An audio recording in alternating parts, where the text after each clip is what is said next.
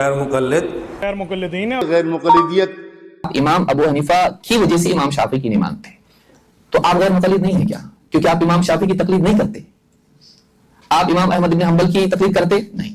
آپ امام مالک کی تقلید کرتے نہیں. آپ امام ابو حنیفہ کی کرتے ہو. ان تینوں کی آپ کیوں نہیں کرتے؟ اس لیے کہ آپ امام ابو حنیفہ کی تقلید کرتے ہو.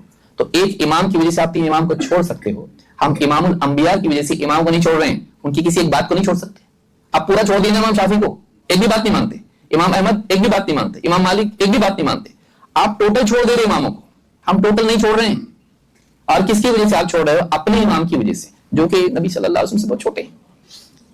تو ہم آپ اماموں کی وجہ سے اگر تین اماموں کو چھوڑ سکتے ہو تو ہم نبی صلی اللہ علیہ وسلم جو سارے نبیوں کے اور آپ کے چار اور ہمارے چار اماموں کے امام ہیں، ان کی وجہ سے ان اماموں کی تین قول کو نہیں چھوڑ سکتے. اس کی وجہ سے ہم غیر مقلد ہو گئے. آپ مقلد باقی ہو کیسے؟ آپ اس کو مقتدی وغیرہ بولو گے نہ بولے گے، سب ہٹا بس.